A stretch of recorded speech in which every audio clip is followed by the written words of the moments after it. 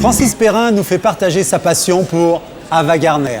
Si c'était à refaire, je ne vois pas ce que Francis Perrin changerait à sa carrière. On le sent tellement heureux sur scène, comme sur celle du Théâtre de la Renaissance en ce moment où il joue, si c'était à refaire, la comédie très réussie de Laurent Ruquier. Vous me direz, il n'est entouré que de charmantes comédiennes, notamment Bernadette Lafont et l'étonnante Virginie Lemoine.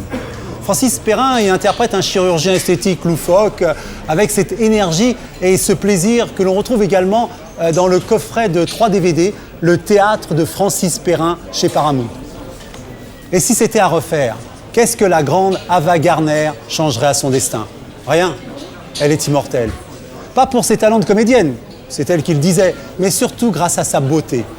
Ava Gardner est considérée comme la plus belle femme de l'histoire du cinéma.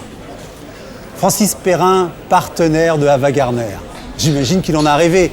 Mais je me pose une question. Est-ce que devant elle, il aurait bafouillé? Je crois pas. Parce qu'Ava Gardner, pour moi, c'est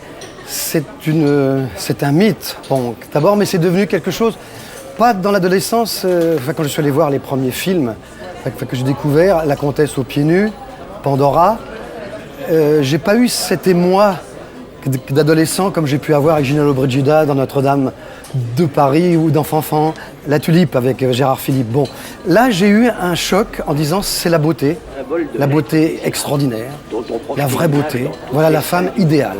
Et pour moi c'est la femme idéale. C'est en plus pour moi devenue amie parce qu'elle est à la fois distante, mais en même temps on la sent fragile.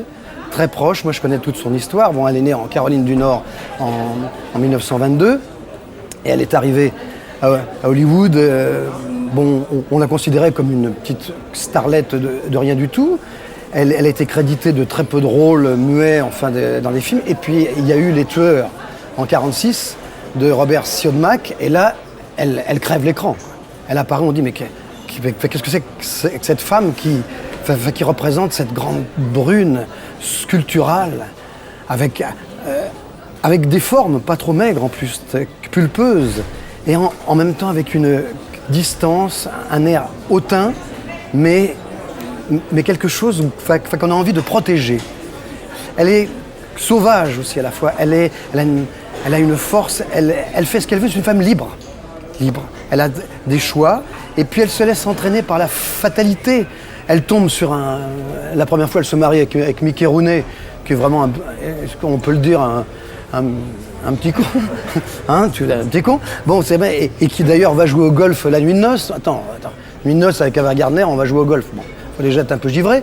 Bon, mais exit Mickey Rooney. Après, elle tombe sur Artie Shaw, qui était un clarinettiste remarquable, mais bon, qui est pas à la hauteur, et Frank Sinatra. Alors Frank Sinatra, ça c'est bien parce que ça c'est la rencontre de 2 êtres complètement mythiques aussi, puis qui se heurtent, et puis ça pète, hein, et puis c'est merveilleux, c'est une belle histoire d'amour.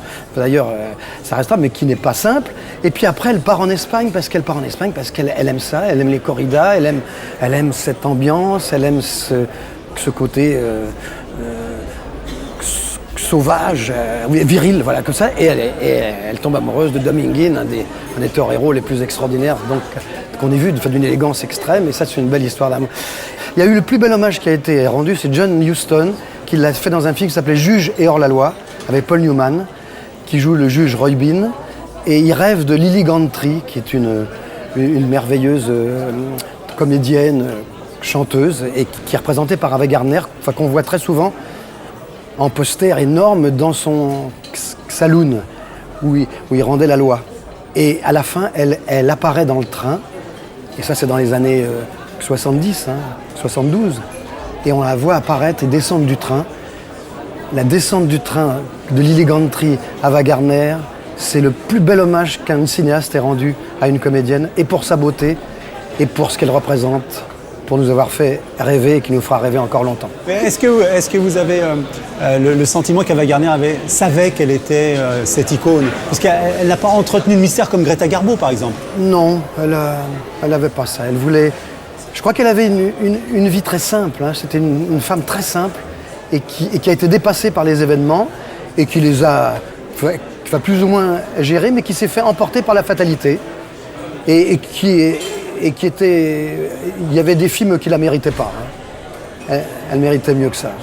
Elle ne se considérait pas comme ni un mythe, une icône, elle se considérait comme Ava Gardner, et puis vivre ce qui lui faisait plaisir, aller en Espagne, boire, voir des corridas. C'est la comtesse aux pieds nus, c'est la comtesse aux pieds nus. Voilà.